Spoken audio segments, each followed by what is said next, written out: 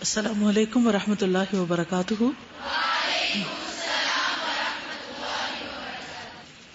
نحمده ونصلی علی رسولہ الکریم، اما بعد فاعوذ باللہ من الشیطان الرجیم، بسم اللہ الرحمن الرحیم، رب اشرح لی صدری ویسر لی امری واحلل عقدۃ من لسانی یفقہوا قولی۔ حوض کوثر، یہ وہ حوض ہے جو قیامت کے دن اللہ کے رسول صلی اللہ علیہ وسلم کو عطا کیا جائے گا۔ یہ جنت کی عظیم الشان اور خوبصورت نہر ہے۔ قرآن پاک میں اس نہر کا آپ سے وعدہ کیا گیا ہے، چنانچہ ارشاد باری تعالیٰ ہے، انا اعطیناک الکوثر، ہم نے آپ کو کوثر عطا فرمائی۔ حوض کوثر کے اس بات میں بہت سی صحیح احادیث منقول ہیں۔ اس بات کا مطلب ہے اس کی دلیل میں، یعنی اس کے وجود میں، ثابت کرنے میں، اس کو جو تواتر کی حد تک پہنچی، یعنی اتنے زیادہ راویوں نے ان احادیث کو روایت کیا ہے کہ جن کا کسی جھوٹ پر اکٹھے ہونا ممکن نہ تھا۔ امام ابن عبد البر فرماتے ہیں، حوض کے بارے میں حضور صلی اللہ علیہ وسلم سے متواتر آثار ہیں، یعنی روایات ہیں۔ اہل سنت اور اہل حق ان پر ایمان رکھتے ہیں اور ان کی تصدیق کرتے ہیں۔ حضور صلی اللہ علیہ وسلم نے خود نہر کوثر کی تعریف کی ہے۔ آپ نے فرمایا، بینا انا اسیر فی الجنت اذ انا بنہر حافتاہ قباب الدرر المجوف قلت ما هذا یا جبریل قال هذا الکوثر الذی اعطاک ربک فاذا طینہ مسک اظفر، رواہ البخاری۔ میں معراج کی رات جنت کی سیر کر رہا تھا کہ اچانک میں ایک نہر کے پاس تھا جس کے دونوں کناروں میں موتیوں کے گنبد تھے، یعنی نہر کے ساتھ ساتھ چھوٹے چھوٹے گنبد بنے ہوئے تھے جس کی باؤنڈری وال کے طور پر، اور وہ موتیوں کے تھے جو اندر سے خالی تھے۔ مجوف کا معنی ہے یعنی کہ اندر سے خالی، جسے قمقمے ہوتے ہیں۔ میں نے دریافت کیا کہ اے جبریل، یہ کیا ہے؟ اس نے بتایا، یہ حوض کوثر ہے جو آپ کے رب نے آپ کو عطا کی ہے۔ اس کی مٹی کستوری کی تھی جس میں سے خوشبو آ رہی تھی۔ سیدنا عبداللہ بن عمرو بیان کرتے ہیں کہ رسول اللہ صلی اللہ علیہ وسلم نے فرمایا، حوضی مسیرۃ شہر وزوایاہ سواء ماؤها ابیض من اللبن وریحہ اطیب من المسک وکیزانہ کنجوم السماء من یشرب منها فلا یظمأ ابدا، متفق علیہ۔ میرا حوض حجم کے لحاظ سے ایک ماہ کی مسافت کے برابر ہے۔ ایک مہینہ کوئی چلتا رہے تو جتنا فاصلہ طے کرے گا اتنا اس کا سائز ہے، اور اس کے چاروں کنارے برابر ہیں۔ اس کا پانی دودھ سے زیادہ سفید اور اس کی خوشبو کستوری سے زیادہ عمدہ ہے۔ کسی نے کستوری کی خوشبو سونگھی ہوئی ہے؟ اور اس کے آبخورے آسمان کے ستاروں کی طرح، یعنی جس کے کپس ہیں۔ جو شخص ان آبخوروں سے پیے گا کبھی پیاسا نہیں رہے گا۔ حشر کے دن جب بہت گرمی ہوگی اور نبی صلی اللہ علیہ وسلم کو یہ اعزاز بخشا جائے گا کہ وہ اپنے امتیوں کو اس حوض سے پانی پلائیں، تو جو ایک دفعہ پی لے گا پھر اس کو دوبارہ پیاس نہیں لگے گی، اتنا اچھا اس کا پانی ہوگا۔ حوض کوثر سے سیراب ہونے والے لوگ اہل ایمان حوض کوثر پر اللہ کے رسول صلی اللہ علیہ وسلم سے ملیں گے، ملاقات کریں گے۔ ابو ہریرہ بیان کرتے ہیں کہ رسول اللہ صلی اللہ علیہ وسلم نے فرمایا، بلا شبہ میرا حوض عدن سے ایلا شہر اتنے فاصلے سے بھی زیادہ دور ہے۔ اس حوض کا پانی برف سے زیادہ سفید اور شہد سے بھی زیادہ میٹھا ہے۔ عدن جو ہے یہ یمن میں ہے اور ایلا جو ہے یہ فلسطین میں ہے، یعنی ایک اینڈ سے دوسرے اینڈ تک۔ اس حوض کا پانی برف سے زیادہ سفید، شہد سے زیادہ میٹھا ہے، جس میں دودھ ملا ہوا ہے۔ مجھے تو آئس کریم سے ملتی جلتی چیز لگ رہی ہے کچھ۔ اس کے برتن ستاروں کی تعداد سے بھی زیادہ ہیں، اور میں دوسری امت کے لوگوں کو اس حوض سے روکوں گا جیسا کہ آدمی لوگوں کے اونٹوں کو اپنے حوض سے روکتا ہے، یعنی دوسرے جانور جب آ جاتے ہیں تو وہ ان کو ہٹاتا ہے۔ صحابہ کرام نے دریافت کیا، کیا اللہ کے رسول صلی اللہ علیہ وسلم آپ ہمیں پہچان لیں گے؟ آپ نے فرمایا، بالکل، تمہاری ایک خاص علامت ہوگی جو کسی دوسری امت کی نہ ہوگی۔ تم میرے پاس سے گزرو گے تو تمہاری پیشانیاں اور تمہارے ہاتھ پاؤں وضو کے پانی سے چمکتے ہوں گے۔ ٹھیک ہے، کیا یہ حوض صرف نبی صلی اللہ علیہ وسلم کو ملے گا یا کسی اور نبی کو بھی ملے گا؟ ترمذی کی روایت ہے، رسول اللہ صلی اللہ علیہ وسلم نے فرمایا ہر نبی کا ایک حوض ہوگا اور وہ آپس میں ایک دوسرے پر فخر کا اظہار کریں گے کہ کس نبی کے حوض پر زیادہ پینے والے آتے ہیں. مجھے امید ہے کہ میرے حوض پر آنے والوں کی تعداد زیادہ ہوگی، یعنی آپ کی امتی تعداد میں زیادہ ہوں گے. نہر کوثر کی خوشخبری سن کر آپ کا خوش ہونا، یعنی جب آپ کو یہ اعزاز بخشا گیا تو آپ اس پر خوش ہوئے. اور ویسے بھی انسان کو جب کبھی کوئی خوشی ملے تو اس کو خوشی کا اظہار کرنا چاہیے. کیوں؟ خوشی کے ملنے پر خوش ہونا چاہیے. کیوں؟ شکر نعمت کے طور پر. حضرت انس سے مروی ہے، ایک دن رسول اللہ صلی اللہ علیہ وسلم ہمارے درمیان تشریف فرما تھے کہ آپ پر نیند سی طاری ہوئی، یعنی اونگ سی آ گئی. پھر آپ نے مسکراتے ہوئے اپنا سر مبارک اٹھایا. ہم نے عرض کیا، یا رسول اللہ صلی اللہ علیہ وسلم، آپ کس بات پر مسکرا رہے تھے؟ آپ نے فرمایا، مجھ پر ابھی ایک سورت نازل ہوئی ہے. اور پھر آپ نے بسم اللہ الرحمن الرحیم انا اعطیناک الکوثر فصل لربک وانحر ان شانئک هو الابتر پڑھ کر سنائی کہ یہ سورت نازل ہوئی ہے. آپ نے فرمایا، کیا تم جانتے ہو کوثر کیا ہے؟ ہم نے کہا، اللہ اور اس کا رسول ہی بہتر جانتے ہیں. آپ نے فرمایا، وہ ایک نہر ہے، مجھ سے میرے رب نے اس کا وعدہ کیا ہے، اس میں بہت سی خوبیاں ہیں. وہ ایک حوض ہے جس پر قیامت کے دن میری امت کے لوگ پانی پینے کے لیے آئیں گے. نہر اور حوض دونوں لفظ ملتے ہیں. ٹھیک ہے. نبی صلی اللہ علیہ وسلم کا حوض آپ کے ممبر پر ہوگا، یعنی یہ کس جگہ پر ہوگی؟ لوکیٹڈ زمین پر ہی ہوگا نا سارا میدان حشر. تو اس میں جہاں آپ کا ممبر ہے مسجد نبوی میں، وہاں یہ ہوگا. رسول اللہ صلی اللہ علیہ وسلم نے فرمایا، میرا ممبر میرے حوض پر ہے. نبی صلی اللہ علیہ وسلم سے پہلی ملاقات لوگوں کی وہاں پر ہی ہوگی. تو جو مدینہ میں دفن ہوں گے تو جلدی سے آ جائیں گے، پہلے جگہ مل جائے گی ان کو. نبی صلی اللہ علیہ وسلم نے فرمایا، میں تم سے پہلے جا کر حوض پر پانی کا انتظام کرنے والا ہوں. نبی صلی اللہ علیہ وسلم نے انصار سے فرمایا، میرے بعد تم دیکھو گے کہ دوسروں کو تم پر ترجیح دی جائے گی، لیکن تم صبر سے کام لینا حتیٰ کہ تم حوض پر مجھ سے آ کر ملو. عام طور پر لوگ ملاقات کے لیے کہاں جاتے ہیں؟ کسی کے گھر جاتے ہیں یا کسی کیفے میں، ریسٹورانٹ میں، ٹھیک ہے، جہاں کھانے پینے کا کوئی انتظام ہو. نبی صلی اللہ علیہ وسلم کو جب آپ کی امت ملنے کے لیے آئے گی تو آپ ان کی ایک طرح سے مہمانی کریں گے، ان کو پانی پلائیں گے، اس سے ٹھنڈا میٹھا، سخت گرمی کے دن. اور ابھی تو آپ کو اور بھی زیادہ دل چاہ رہا ہوگا جلدی سے پیئیں، پیچھے سے پیاسے ہوں گے.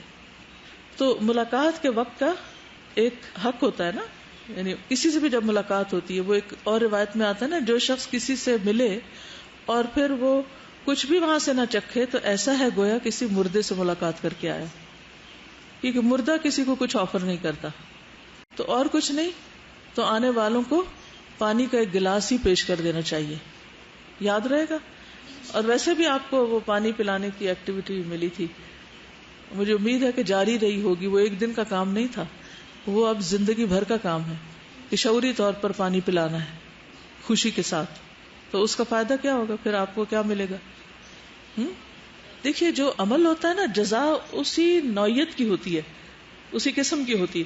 اگر آپ دوسروں کو پانی پلائیں گے تو انشاءاللہ آپ کو بھی اللہ تعالیٰ حوض کوثر سے پانی نصیب کرے گا اس دن.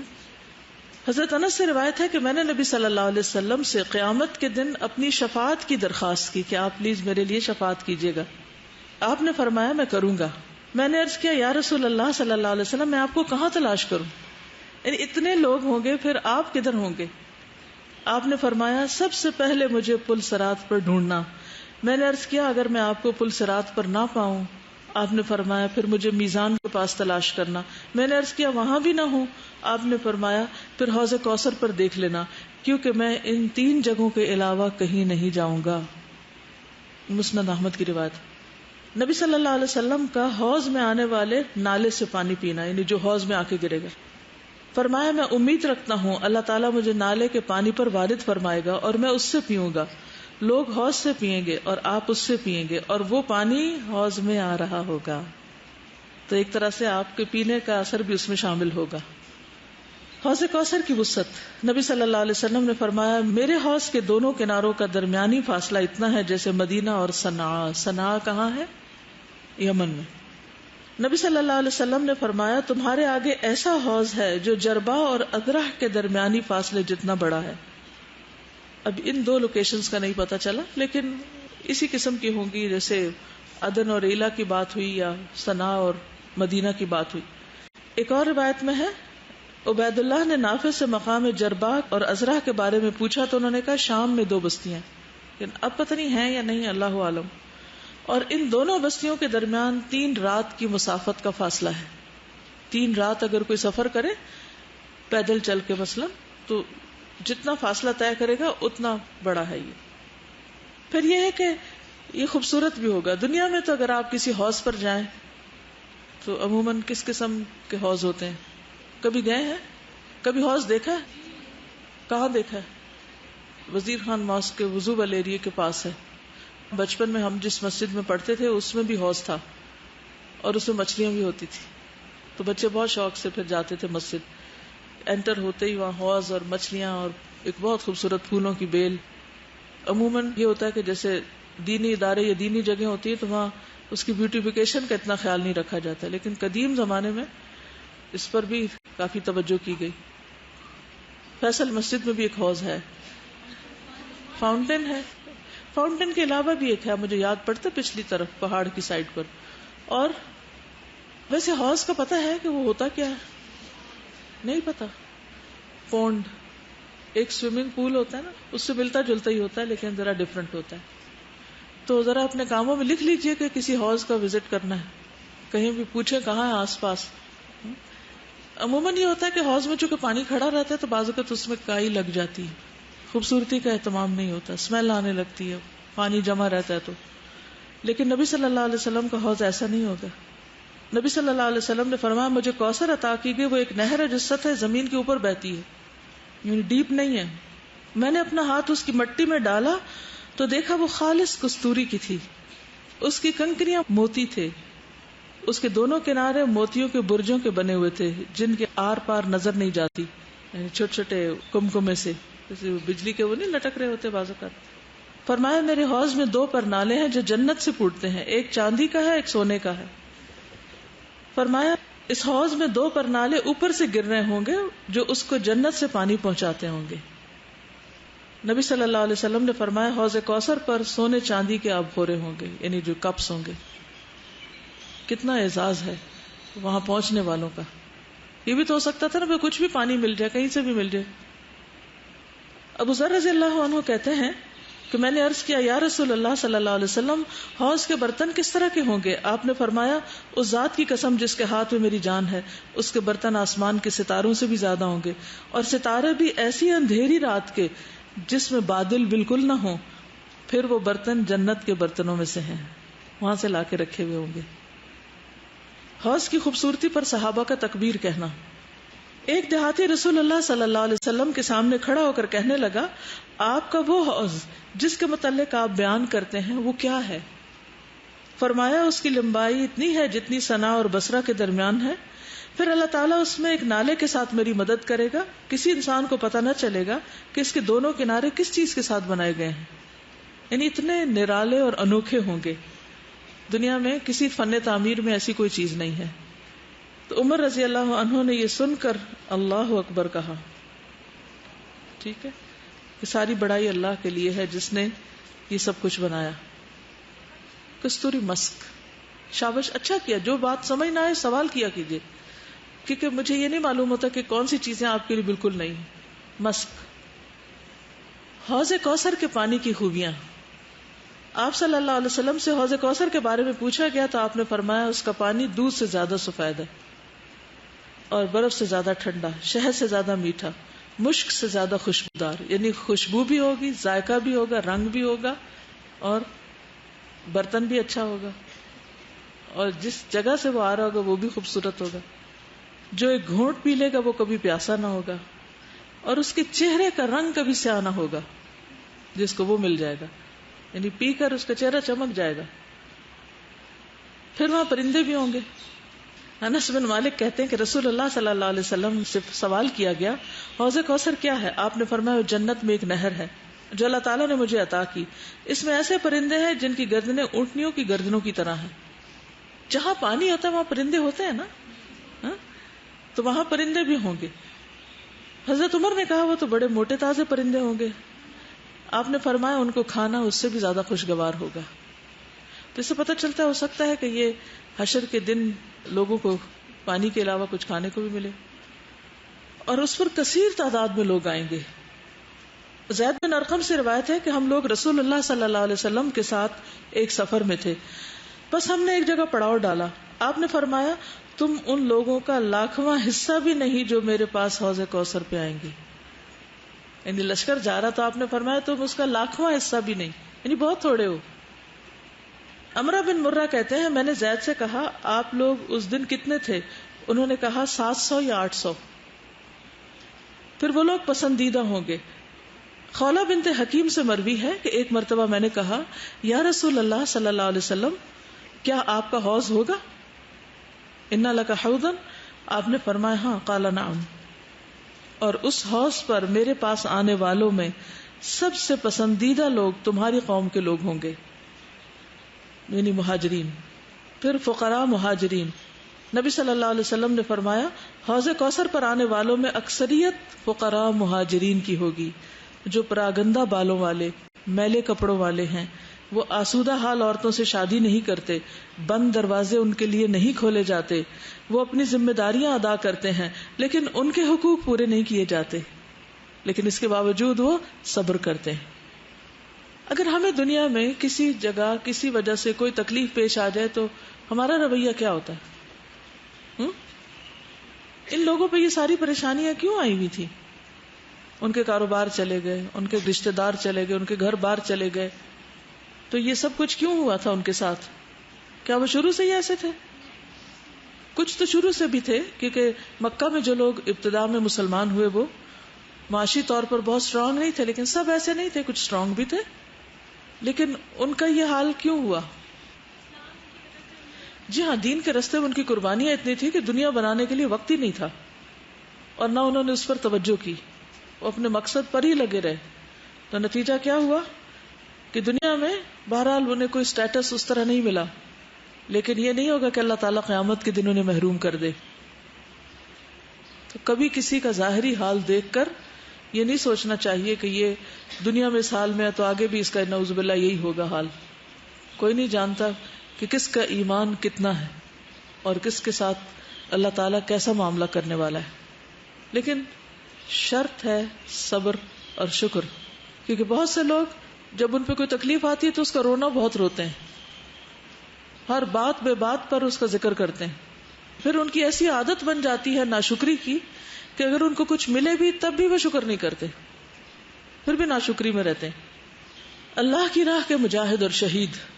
نبی صلی اللہ علیہ وسلم نے فرمایا حوض پر ان فقراء اور مہاجرین کی بھیڑ ہوگی جو اللہ کے راستے میں جہاد کرتے ہیں اور اللہ کے راستے میں شہید ہو جاتے ہیں. رسول اللہ صلی اللہ علیہ وسلم نے فرمایا میں تم میں وہ چیزیں چھوڑ کر جا رہا ہوں اگر تم اسے تھامے رکھو گے تو کبھی گمراہ نہ ہوگے. ان میں سے ایک دوسری سے بہت بڑی ہے، اور جو بڑی ہے وہ اللہ کی کتاب ہے. گویا کہ آسمان سے زمین تک ایک رسی لٹک رہی ہے. اور دوسری میرے اہل بیت، یہ دونوں حوض کوثر پر پہنچنے تک کبھی جدا نہ ہوں گے، بس دیکھو کہ تم میرے بعد ان سے کیا سلوک کرتے ہو.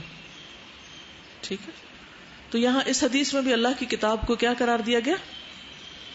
اللہ کی رسی. اور ہمیں کیا حکم ہے قرآن مجید میں کہ اس رسی کے ساتھ کیا کریں؟ مضبوط پکڑیں اس کو. نبی صلی اللہ علیہ وسلم نے فرمایا قیامت کے دن میں اپنے حوض کے پچھلے حصے میں ہوں گا اور اہل یمن کے لیے لوگوں کو ہٹا رہا ہوں گا اور انہیں اپنی لاٹھی سے ہٹاؤں گا تاکہ پانی یمن والوں کے لیے بہہ کر آئے. امام نووی کہتے ہیں یہ عزت اہل یمن کے لیے ہے تاکہ پینے میں ان کو مقدم کیا جائے کیونکہ انہوں نے جلدی اسلام قبول کیا. فالسابقون السابقون، جو دنیا میں نیکی کے کاموں میں جلدی کرتے ہیں آگے بڑھ جاتے ہیں، وہ آخرت میں بھی حساب کتاب، جنت، حوض کوثر، ہر چیز پر آگے آگے ہوں گے. آگے جانے والے ہی آگے جانے والے ہیں. اور انصار کے لوگ یمن میں سے ہیں اوریجنلی. نبی صلی اللہ علیہ وسلم دوسرے لوگوں کو ہٹائیں گے تاکہ یہ پی سکیں. جیسے جو لوگ دنیا میں آپ کا دشمنوں سے دفاع کرتے اور مصائب سے دفاع کرتے تھے، قیامت کے دن آپ ان کے حقوق کا دفاع کریں گے. کیا سمجھ میں آئی؟ وہاں جانے کے لیے کیا کرنا چاہیے؟ کوئی شوق آیا جانے کا وہاں یا نہیں؟ بہت زیادہ الحمدللہ. تو ہر چیز کو پانے کی ایک قیمت ہوتی ہے نا. تو وہاں جانے کی کیا قیمت ہے؟ حوض پر پہنچنے کے لیے اور آگے آگے جانے کے لیے اور پھر خصوصی توجہ پانے کے لیے. کہتی ہوں میں اپنی امی کو جب پانی پلاتی ہوں تو وہ مجھے یہی دعا دیتی ہیں کہ اللہ تمہیں حوض کوثر کا پانی نصیب کرے. کتنی اچھی دعا ہے. اور خصوصاً اس گرمی میں یہ سب پڑھنا تو اور بھی اچھا لگ رہا ہے نا. لیکن وہاں پہنچنے کے لیے کیا شرط ہے؟ کیا کریں؟ نیکی کے کام میں سبقت کریں. یہ نہ دیکھیں وہ بھی تو نہیں کر رہا. ہمارا عموماً ایٹیٹیوڈ کیا ہوتا ہے جب کوئی کام کرنا ہوتا ہے تو ہم کہتے ہیں وہ نہیں کر رہا تو میں کیوں کروں, وہ نہیں کر رہا تو میں بھی نہ کروں تو خیر ہے. ہمیں کیا کرنا ہے؟ ٹرینڈ سیٹ کرنا ہے. ہمیں دوسروں سے آگے نکلنا ہے, مثال بننا ہے, تاکہ جو نہیں کر رہے, سستی کر رہے وہ ہمیں دیکھ کے کرنے لگے. یاد رہے گی یہ بات انشاءاللہ. اور اس بات کا رونا نہیں روتے رہنا کہ یہ حق نہیں ملا, وہ حق نہیں ملا, یہ ایسا کر رہا ہے, وہ ویسا کر رہا ہے. ٹھیک ہے, ہر کوئی اپنا کیا خود بھگتے گا. اس رونے دھونے میں کہیں ہم نیکیوں میں پیچھے نہ رہ جائیں. یہ شیطان کے وار ہوتے ہیں. آج کل میں ایک کتاب پڑھ رہی ہوں, امام ابن القیم کی کتاب ہے مصائد الشیطان, اغاثۃ اللہفان فی مصائد الشیطان. شیطان کی جو چالیں ہیں ان کے بارے میں. تو بہت ہی زبردست کتاب ہے. تو انہوں نے یہ لکھا ہے کہ جب شیطان کو یہ پتا چل گیا کہ دل ہی اصل وہ جگہ ہے جہاں سے باقی سب کچھ کنٹرول ہوتا ہے, فزیکلی بھی اور ایمانی اعتبار سے بھی. تقویٰ ہو دل میں تو انسان کی آنکھیں, کان, باقی سب کچھ اس کے مطابق ہو جاتا ہے. نفاق ہو تو باقی سارے اعضاء اس کے تابع ہوتے ہیں, ویسے ہی ایکٹ کرتے ہیں. کسی کے لیے اچھا گمان ہو تو اسی طرح رویہ ہوتا ہے, برا ہو تو ویسا ہی ہوتا ہے نا. تو اس نے کہا کہ ہمارے دشمن نے سب سے زیادہ جس چیز پہ توجہ کی ہوئی ہے وہ ہمارا دل ہے, کہ اس پر حملہ آور رہتا ہے وہ, اور ہر وقت تاک میں لگا رہتا ہے کہ کب بندہ غافل ہو تو میں جلدی سے اٹیک کر دوں. اور کبھی وسوسے ڈالتا ہے, کبھی بدگمانیاں پیدا کرتا ہے, بہت سی چیزیں کرتا ہے. لیکن اس کی چالیں بڑی ہی خطرناک اور اتنی چھپی ہوئی ہیں کہ بعض اوقات سمجھ بھی نہیں آتی. مصائد کا لفظ ہے نا, صید سے, صید کہتے ہیں شکار کو, صید البر والبحر, یعنی شیطان کی شکار گاہیں کہہ لیجیے, مصائد الشیطان یا شیطانی شکار. اور یہ بڑی ہی سچی بات ہے. آپ اچھے بھلے ہوتے ہیں, بیٹھے بیٹھے آپ کا دل گھبرانے لگتا ہے, پھر کیا ہوتا ہے؟ کوئی کام کر سکتے ہیں آپ کی موٹیویشن ختم ہونے لگتی, کچھ کر سکتے ہیں, آپ کے اندر بدگمانی آنے لگتی. کوئی بھی خرابی جو دل میں آ جائے نا, اس کا اثر عمل پر لازم ہوتا ہے. تو اس لیے ہم سب کو بھی پھر سب سے زیادہ کس چیز پہ نظر رکھنے کی ضرورت ہے کہ ہر دم جائزہ لیتے رہیں کہ یہاں کیا ہو رہا ہے, اس کمرے میں کیا ہو رہا ہے, کنٹرول روم میں کیا ہو رہا ہے. آپ کو پتا کہ کنٹرول روم کا جو وہ ہوتا ہے نا حفاظت اور سیکیورٹی, وہ سب سے زیادہ ہوتی ہے. کیوں؟ کہ اگر دشمن اسی پہ اٹیک کرتا ہے کہ کنٹرول روم کو اٹیک کر کے ختم کرو تو باقی سب کچھ ہاتھ میں آ جائے گا. اب کچھ لوگ ایسے ہیں جو حوض کوثر کو نہیں مانتے, تو جو تکذیب کرے اس کا کیا انجام ہے؟ عبداللہ بن بریدہ اسلمی کہتے ہیں کہ عبید اللہ بن زیاد کو حوض کوثر کے ثبوت میں شک تھا. اس نے ابو برزہ اسلمی کو بلا کر بھیجا رضی اللہ عنہ, صحابی کو. وہ آئے تو عبید اللہ کے ہم نشینوں نے ان سے کہا کہ امیر نے آپ کو اس لیے بلایا ہے کہ آپ سے حوض کوثر کے بارے میں دریافت کرے. کیا آپ نے اس حوالے سے رسول اللہ صلی اللہ علیہ وسلم سے کچھ سنا ہے؟ انہوں نے فرمایا, ہاں, میں نے رسول اللہ صلی اللہ علیہ وسلم کو اس کا تذکرہ کرتے ہوئے سنا ہے. اب جو اس کی تکذیب کرتا ہے اللہ اسے اس حوض سے سیراب نہ کرے. یعنی جو اس کو نہیں مانتا وہ وہاں نہیں پہنچے گا. آپ کے بعد دین سے پھر جانے والے لوگ, نبی صلی اللہ علیہ وسلم نے فرمایا, میں حوض پر کھڑا ہوں گا, ایک جماعت میرے سامنے آئے گی, جب میں انہیں پہچان لوں گا تو ایک شخص میرے اور ان کے درمیان سے نکلے گا, یعنی فرشتہ آئے گا, ان سے کہے گا کہ ادھر آؤ. میں کہوں گا کہ کدھر؟ وہ کہے گا واللہ جہنم کی طرف. میں کہوں گا کہ ان کے کیا حالات ہیں؟ وہ کہے گا کہ یہ لوگ آپ کے بعد الٹے پاؤں دین سے واپس لوٹ گئے, یعنی مرتد ہو گئے. پھر ایک اور گروہ میرے سامنے آئے گا, میں انہیں بھی پہچان لوں گا, پھر ایک فرشتہ میرے اور ان کے درمیان میں سے نکلے گا. شخص کا لفظ آتا ہے لیکن ظاہر ہے کہ فرشتہ ہی. اور ان سے کہے گا کہ ادھر آؤ. میں پوچھوں گا کہاں؟ تو کہے گا اللہ کی قسم جہنم کی طرف. میں کہوں گا کہ ان کے کیا حالات ہیں؟ فرشتہ کہے گا یہ لوگ آپ کے بعد الٹے پاؤں واپس لوٹ گئے، تو میں نہیں خیال کرتا کہ ان میں سے کچھ بچ نکلیں گے، مگر اتنے کہ جتنے ریوڑ سے بھٹکے ہوئے اونٹ ہوتے ہیں، یعنی ان کا بچنا مشکل ہوگا، وہ جہنم کا شکار ہو جائیں گے. پھر اسی طرح ایک اور گروہ ام سلمہ سے مروی ہے کہ انہوں نے نبی صلی اللہ علیہ وسلم کو ممبر پر یہ فرماتے ہوئے سنا، اے لوگو. اس وقت وہ کنگھی کر رہی تھی. کون؟ کس کی بات ہو رہی؟ ام سلمہ. وہ کون تھی؟ حضور صلی اللہ علیہ وسلم کی اہلیہ. ان کے بیٹے کا نام کیا تھا؟ ان کو کس نے پالا تھا جب ان کے والد فوت ہو گئے؟ حضور صلی اللہ علیہ وسلم نے ان کی تربیت کی تھی. اچھا، کیونکہ ام سلمہ کے ساتھ ان کے گھر آئے تھے تو وہ کنگھی کر گئی تھی. انہوں نے کنگھی کرنے والی سے کہا میرے سر کے بال لپیٹ دو. اس نے کہا میں آپ پر قربان، نبی صلی اللہ علیہ وسلم تو لوگوں سے خطاب کر رہے ہیں. تو ام سلمہ کہتی ہیں افسوس تم پر، کیا ہم لوگوں میں شامل نہیں؟ اس نے ان کے بال سمیٹے اور وہ اپنے حجرے میں جا کر کھڑی ہو گئی، یعنی سننے لگی مسجد کی طرف. انہوں نے نبی صلی اللہ علیہ وسلم کو فرماتے ہوئے سنا، اے لوگو، جس وقت میں حوض پر تمہارا منتظر ہوں گا اور تمہیں گروہ در گروہ لایا جائے گا اور راستے تمہارے متفرق کر دیے جائیں گے، یعنی تم ادھر ادھر ہو جاؤ گے، تو میں تمہیں آواز دے کر کہوں گا کہ راستے کی طرف آ جاؤ، ادھر ادھر نہیں جاؤ، ادھر آؤ. تو میرے پیچھے سے ایک منادی پکار کر کہے گا انہوں نے آپ کے بعد دین کو تبدیل کر دیا تھا. میں کہوں گا یہ لوگ دور ہو جائیں، دور ہو جائیں، یعنی انہوں نے بدعتوں کو رواج دیا تھا، یہ مطلب ہے. تو اس وقت انسان کیا تمنا کرے گا؟ اس وقت انسان اپنے ہاتھ کاٹے گا. یوم یعض الظالم علی یدیہ یقول یا لیتنی اتخذت مع الرسول سبیلا. بعض لوگوں کو جب سنت کی بات کی جاتی ہے تو وہ اوفینڈ بھی ہو جاتے ہیں. وہ کہتے ہیں ہر بات میں آپ سنت کا ذکر کرتے ہیں. اچھا، تو سنت کی پیروی کا کوئی نقصان نہیں، لیکن سنت کو چھوڑ کر دوسروں کی پیروی کا بہرحال نقصان ہے. کیا؟ انسان اسی کے ساتھ اٹھے گا، اسی کے پیچھے جائے گا جس کو وہ دنیا میں فالو کر رہا ہوگا. ٹھیک ہے نا؟ تو ہر معاملے میں ہمارا پھر معیار کیا ہونا چاہیے کوئی بھی کام کرتے وقت، کہ یہ کام نبی صلی اللہ علیہ وسلم نے کس طرح کیا. مثلا اب رمضان آ رہا ہے، اگر روزے رکھنے ہیں تو سحر افطار کس وقت تھی، تراویح کیسے پڑھی، قیام اللیل کیسے کیا، آپ کے قرآن پڑھنے کا طریقہ کیا تھا، دعائیں کیسے مانگتے تھے، ہر چیز میں. تو یہ ایک سیف سائڈ ہے کہ آپ اس مینول کو فالو کریں تو آپ امن میں رہیں گے. لیکن اس کو چھوڑ کر اگر ادھر ادھر کی چیزیں خود آپ نے شروع کر دی تو ان کی کوئی گارنٹی نہیں ہے کہ اس کی کیا ورتھ ہو. کچھ لوگوں کا اپنے نسب کی پہچان کروانے کے باوجود بدعات کی وجہ سے محروم رہنا. نبی صلی اللہ علیہ وسلم نے فرمایا، لوگو، میں حوض کوثر پر تم سے پہلے موجود ہوں گا، میں حوض کوثر پر تم سے پہلے موجود ہوں گا.